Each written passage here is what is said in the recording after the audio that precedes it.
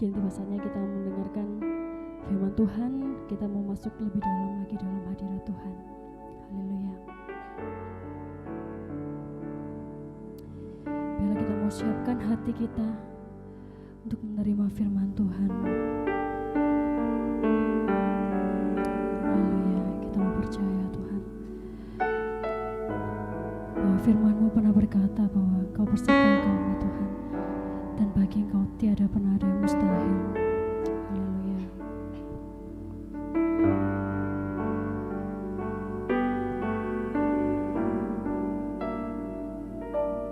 Ku yakin saat Kau berfirman,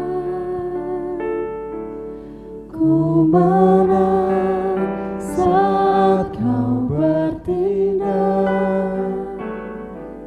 Hidupku hanya ditentukan oleh perkataan-Mu. Ku aman karena Kau menjaga. Ku kuat karena Kau menopang. Hidupku hanya ditentukan oleh kuasa-Mu.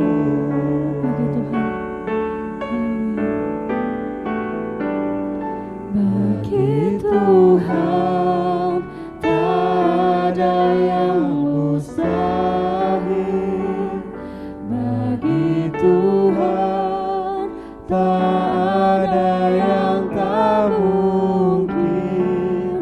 Mujizatnya disediakan bagiku.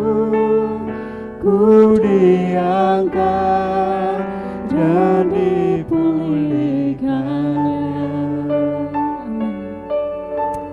Kalau kamu yakin Tuhan, ku yakin saat Kau berfirman, ku menang saat Kau bertindak. Hidupku hanya ditentukan oleh perkataan-Mu.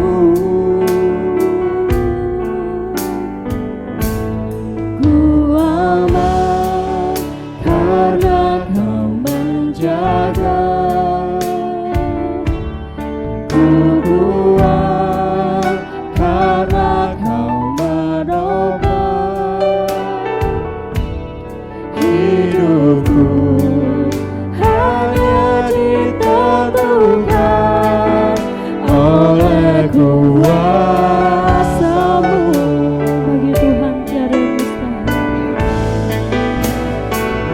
Bagi Tuhan tak ada yang mustahil. Bagi Tuhan tak ada yang tak mungkin. Mujizatnya disediakan bagiku. Ku diangkat dan dipulihkannya. Bagi Tuhan tak ada yang mustahil. Barang-barangnya saya persilakan. Tak ada yang tak mungkin. Mujizatnya disediakan bagiku. Ku diangkat dan dipulihkannya. Bagi Tuhan tak ada yang mustahil.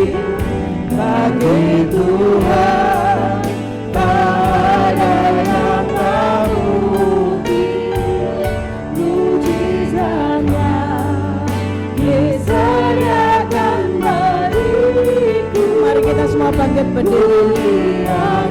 Haleluya Yesus.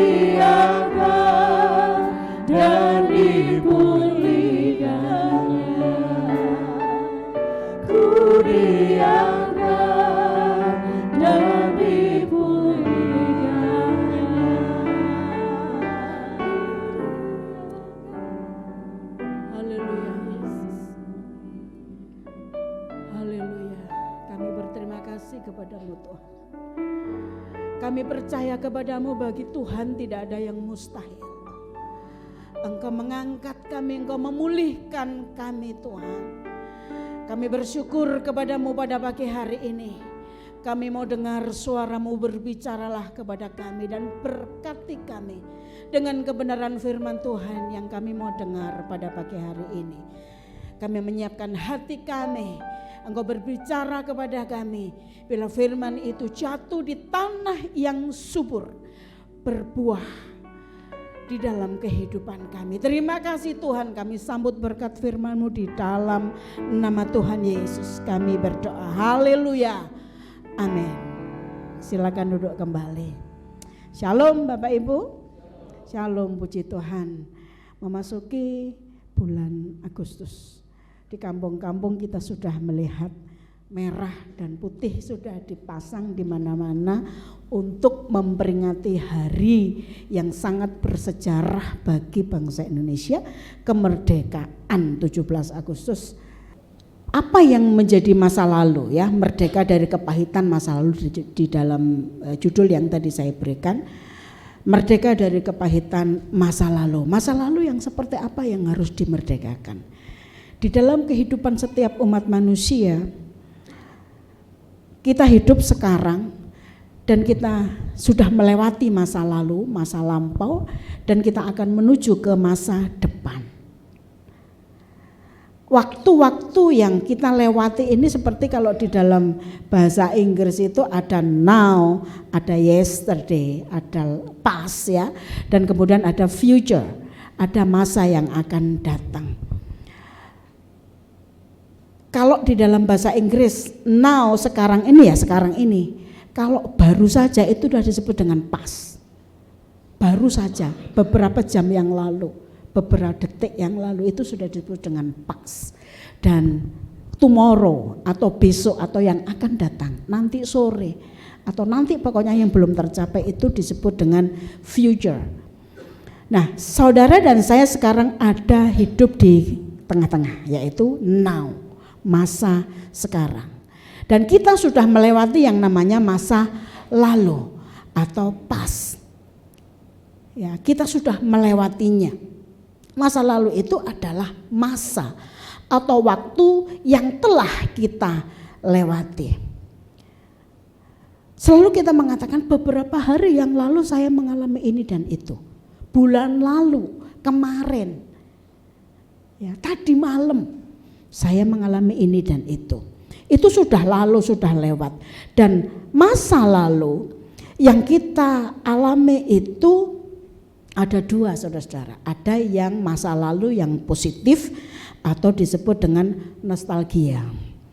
Itu bersangkut paut dengan masa lalu, masa yang indah-indah, yang menyenangkan, yang mengesankan, masa lalu. Kemarin pada waktu sebelum menikah pacaran, jalan-jalan ke Rampal barangkali ya, jalan-jalan ke stadion begitu ya, sepedaan bersama, duduk di tempat yang disediakan di sana untuk duduk-duduk. Itu masa yang menyenangkan, saat yang mengesankan, yang akan terus diingat. Pasti Pak Didik dan Bu Didik ingat, biyen pacarannya seperti apa, itu kan teringat selalu di dalam memorinya ya kan. Pak Jali dan Bu Jali biyen zamannya nom-noman sik pacaran itu pasti ingat, biyen Bu Yuli tahu takjak nanggone Bentul gitu ya, nang pasar Bentul atau kemana gitu ya, pasti kita akan ingat. Itu memori, itu nostalgia yang baik, yang menyenangkan, yang yang indah-indah, yang terkesan di pikiran kita, di memori kita, itu kita pasti akan ingat itu. Dan masa lalu yang negatif seringkali kita mendengarnya dengan menyebutnya dengan trauma. Sesuatu yang menyakiti, sesuatu yang melukai, sesuatu yang tidak enak. Trauma masa lalu. Dan itu ingin kita lupakan. Itu ingin kita hapus dari ingatan kita, dari memori kita. Nah, kadang-kadang kita tidak mampu menghapusnya. Trauma masa lalu. Barangkali mungkin seorang anak akan membawa trauma itu sampai dia dewasa. Pada waktu kecil pernah diajar oleh orang tuanya dan sampai dengan hari ini masih ingat sekali apa yang terjadi pada waktu yang lalu. Ya. Itu terjadi pada saya, saudara. Saya pernah. Saya rasa juga semua orang sudah mengalami ini. Suatu kali pada waktu saya masih SD kelas 4, ya, masih SD kelas 4, saya itu sepedaan itu, saya sekolah di SD IWKA dulu. Sepedaan ke sana kemari ke teman. Terus kemudian pulang sekolah itu saya sepedaan. Jam 4 saya pulang mandi, habis mandi budal maneh, sepedaan maneh, pergi lagi sampai surup jam 6, setengah 7 itu baru saya pulang. Terus kemudian ya namanya orang tua yang ibu saya menengahi ternyata di belakangan itu lapor sama bapak saya.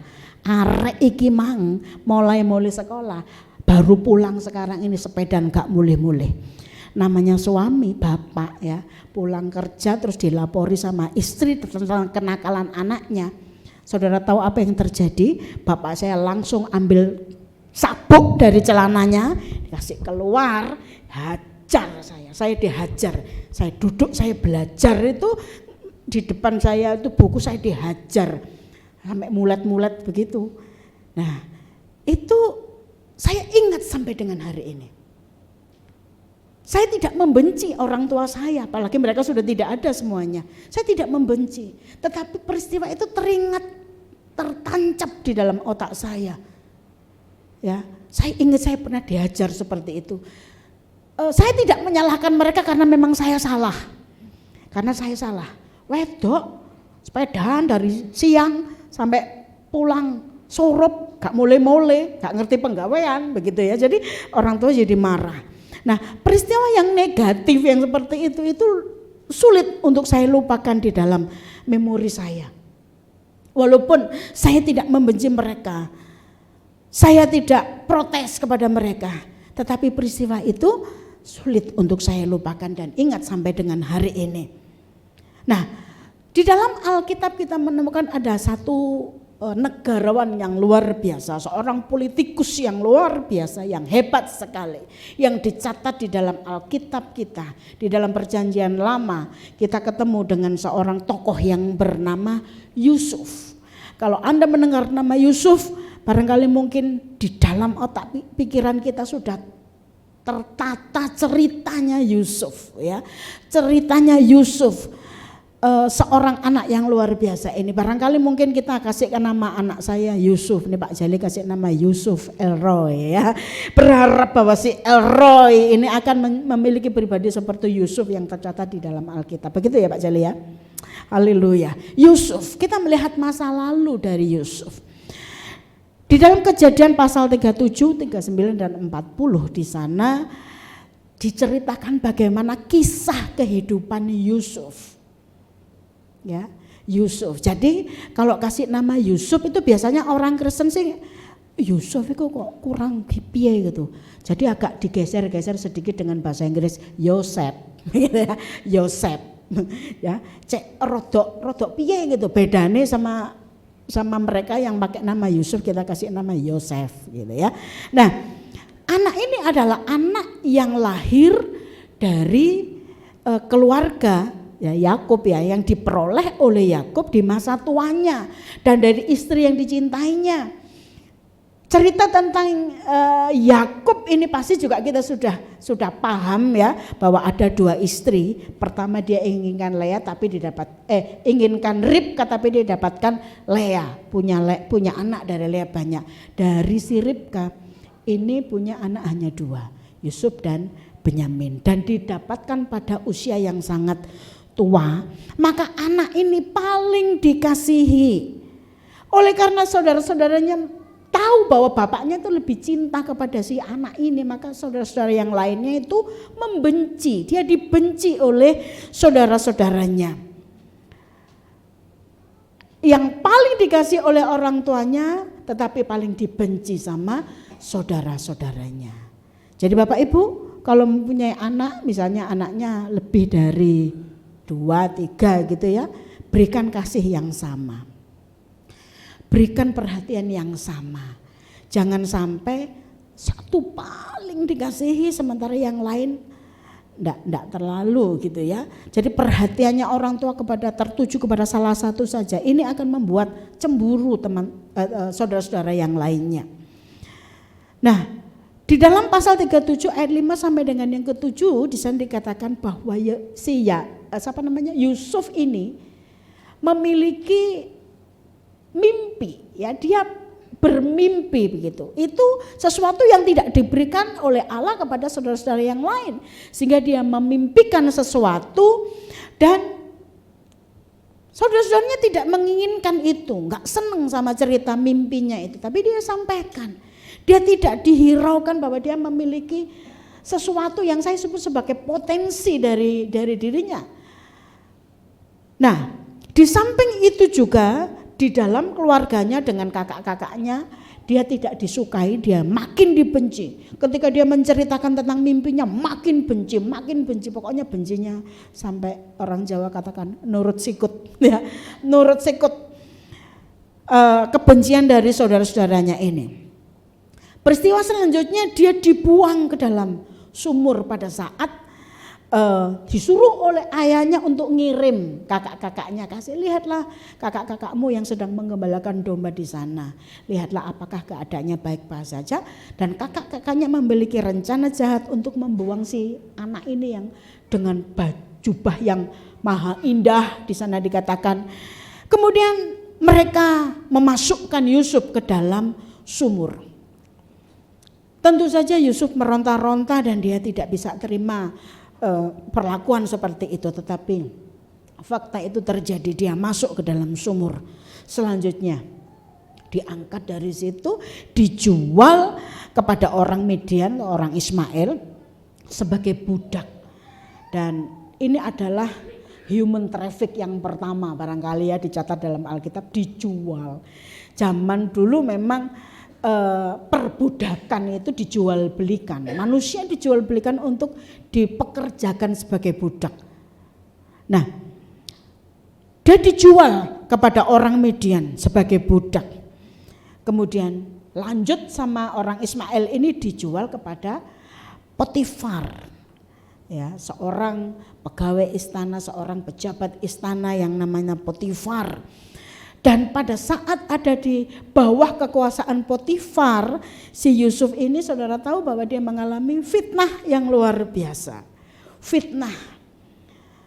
disenangi sama Nyonya Potifar, namun kemudian dia tahu bahwa dia tidak bisa melakukan itu, tidak boleh melakukan itu, dengan cerita yang Anda bisa lihat di pasal yang ke-39. Nyonya Potifar akhirnya memfitnah dia dan akhirnya hidupnya Yusuf ada di penjara dan dilupakan semua kebaikannya. Bapak Ibu yang dikasih Tuhan, kalau kita melihat rentetan sejarah yang dialami oleh Yusuf ini, kita bisa menyimpulkan dengan satu kata, sungguh masa lalu Yusuf itu sangat menyakitkan. Penderitaan fisik dan juga penderitaan psikis dialami oleh seorang yang bernama Yusuf ini. Tetapi Alkitab tidak pernah mencatat apakah Yusuf itu kemudian protes, apakah Yusuf itu memberontak dan kemudian melawan kakak-kakaknya, melawan orang-orang yang menyakiti hatinya. Alkitab tidak mencatat semua peristiwa itu. Hanya penderitaan masa lalu dan masa-masa yang sangat menyakitkan bagi si Yusuf itu Alkitab paparkan dengan jelas.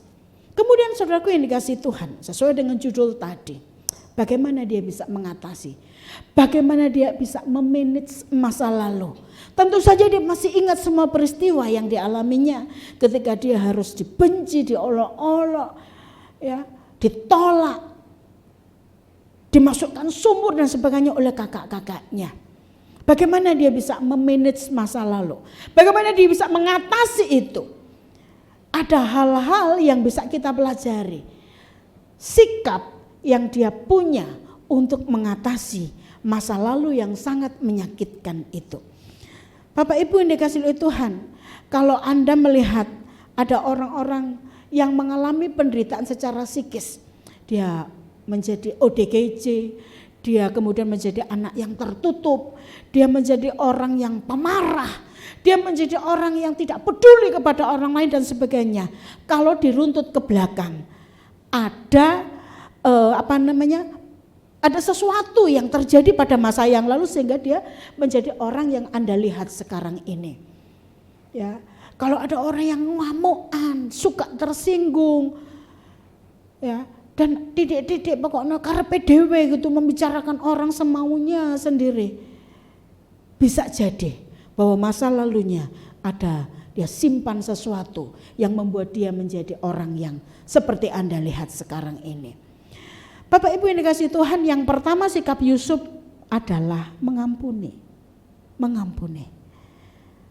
Perihal mengampuni ini adalah sesuatu yang sangat urgen dalam kehidupan umat manusia. Bahkan Yesus telah melakukan pengampunan atas semua dosa-dosa yang kita lakukan. Pengampunan yang luar biasa yang dia lakukan atas kayu salib. Pengampunan yang dilakukan yang luar biasa yang tidak pernah dilakukan oleh siapapun juga nabi sebelumnya dan sesudahnya. Kalau kita mengakui ada nabi yang sesudahnya. Mengampuni, hal mengampuni ini penting sekali, urgen sekali bagi setiap pribadi manusia. Ada dua alasan mengapa Yusuf mau mengampuni saudara-saudaranya. Kenapa Yusuf mau memberikan pengampunan atas semua tindakan yang telah dilakukan oleh kakak-kakaknya dan orang-orang yang membenci dia.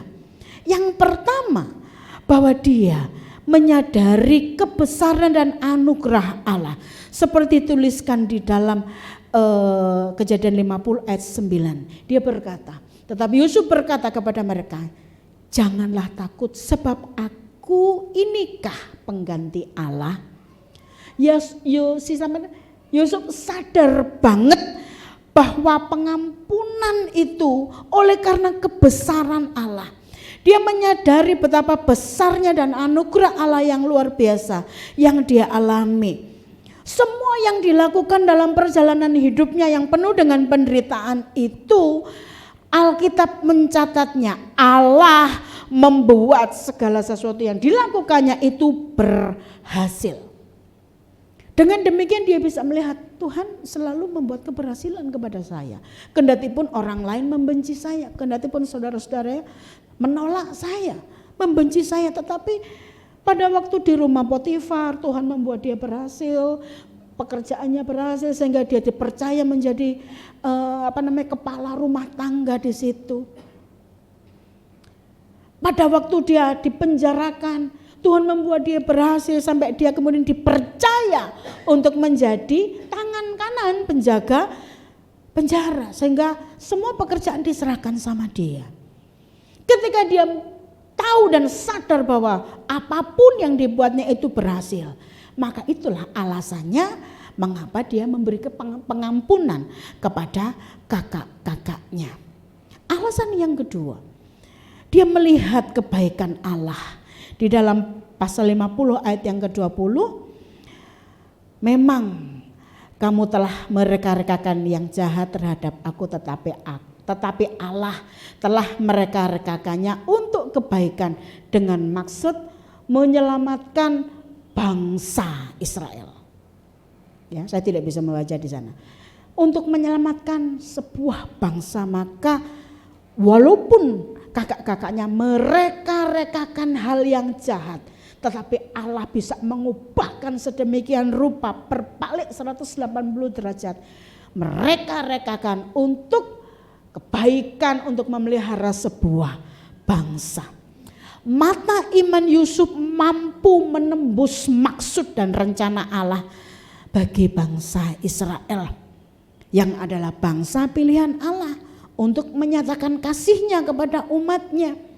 Allah memilih bangsa Israel untuk menyatakan dirinya, aku inilah adalah Allah yang hidup, Allah yang mengasihi, Allah yang benar. Oleh sebab itu, untuk menyatakan maksud Allah ini, Allah tetap memelihara Yusuf, ya, dijagai sedemikian rupa sehingga dia tetap hidup, dia tetap bisa menjadi alat di tangan Allah. Saudaraku yang dikasihi Tuhan, yang pertama sikap Yusuf mengampuni. Sekali lagi, pengampunan bukan sesuatu yang mudah bagi kita. Untuk mengampuni orang yang telah mencelakai kita, untuk mengampuni orang yang telah membuat rencana jahat kepada kita, yang menyakiti kita, ya sulit untuk bisa mengampuni. Tetapi Yusuf melakukannya. Bagian yang pertama itu. Yang kedua, setelah mengampuni, yang kedua melupakan. Alkitab tidak menuliskan apakah dia melupakan atau tidak, tetapi hal ini saya sisipkan. Saya sisipkan kata-kata melupakan ini untuk menekankan bahwa mengampuni itu harus dibarengi dengan melupakan peristiwa masa lalu. Aku mengampuni kamu, tetapi aku tidak bisa melupakan apa yang sudah kamu lakukan. Itu pengampunannya tidak total, saudara. Pengampunannya hanya separuh-separuh saja. Tetapi ketika kita mengampuni harus dibarengi dengan melupakan. Melupakan apa yang telah dilakukan oleh orang untuk menyakiti kita. Lupakan semua. Ya, ada satu pujian itu, lupakan yang telah lalu, mengharap pada tujuan, gitu ya. Melupakan. Sekali lagi saudara-saudaraku yang dikasihi Tuhan, mengampuni dan melupakan ini hal yang tidak bisa dipisahkan seharusnya. Kalau Anda mengatakan aku mengampunimu, maka aku melupakan apa yang sudah pernah terjadi masa yang lalu, yang barusan terjadi.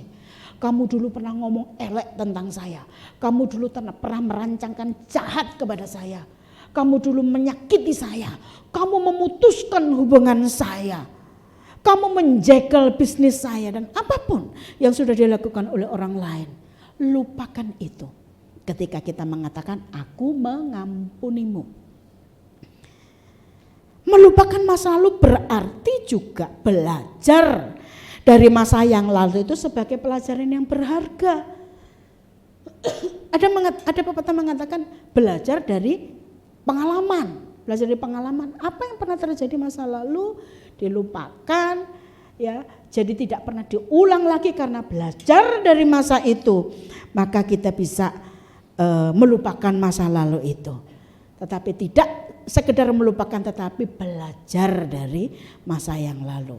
Seperti dituliskan di dalam Filipi pasal 3 ayat yang ke-13. Saudara-saudaraku, aku sendiri tidak menganggap bahwa aku telah menangkapnya, tetapi ini yang kulakukan. Aku melupakan apa yang ada di belakangku dan mengarahkan diri kepada apa yang di hadapanku. Ayat ini memang berkaitan dengan masalah keselamatan, masalah masa lalu dari Rasul Paulus. Dulu dia adalah seorang yang melawan Allah, membenci orang Kristen dan sebagainya. Tapi kedudukan, jabatan dan sebagainya dilupakan semua dan mengarah kepada panggilan Kristus. Melupakan masa lalu itu penting bagi kita untuk tidak mengingat lagi, tetapi tetap belajar dari peristiwa masa lalu. Masa lalu itu kenangan. Masa ini adalah kenyataan dan masa depan adalah harapan. Saudaraku dikasihi Tuhan, hal yang ketiga yang dilakukan oleh Yusuf adalah memberkati. Memberkati. Next, ya. Memberkati. Kejadian pasal 50 ayat 21. Jadi janganlah takut, aku akan menanggung makananmu dan makan anak-anakmu juga. Memberkati. Ketika posisi Yusuf sudah ada posisi yang sangat bagus, maka dia bukan hanya mengampuni, bukan hanya melupakan, tapi juga memberkati, merawat mereka yang ada dalam posisi kekurangan. Saudara-saudaranya ada di dalam masalah yang memang perlu ditolong gitu. Maka dia memberkati, aku akan menanggung makananmu dan makan anak-anakmu juga. Jadi tindakan. Next. 3 tindakan untuk mendapatkan kemerdekaan dari kepahitan masa lalu adalah mengampuni, melupakan, dan memberkati. Ada amin Bapak Ibu, puji Tuhan. Lupakan dan ampuni, lupakan dan berkati. Efeknya jika kita merdeka, lepas dari kepahitan masa lalu, baca kita di dalam Yesaya 43 ayat yang ke Yesaya 43 ayat yang 18 dan yang ke-19. Saya undang tim musik akan maju ke depan dan kita akan bersama-sama bangkit berdiri. Mari kita membaca ayat ini. Kalau kita bisa mengampuni, melupakan dan memberkati, maka akan ada efeknya dari kemerdekaan itu. Yesaya 43 ayat 18 dan 19. Firman-Nya. 1, 2, 3. Janganlah ingat-ingat hal-hal yang dahulu dan janganlah perhatikan hal-hal yang dari zaman purbakala. Lihat, aku hendak membuat sesuatu yang baru yang sekarang sudah tumbuh. Belumkah kamu mengetahuinya? Ya, aku hendak membuat jalan di padang gurun dan sungai-sungai di padang belantara. Amin. Puji Tuhan. Jangan membalas kejahatan dengan kejahatan. Itu yang dikatakan oleh firman Allah. Jika engkau ditampar pipi kirimu, berikan pipi kananmu. Pembalasan itu adalah hakku. Ampunilah orang yang bersalah kepadamu. Yesus mengajarkan sedemikian lengkap bagaimana kita harus mengampuni orang lain. Sejauh timur dari barat. Kita akan angkat satu pujian.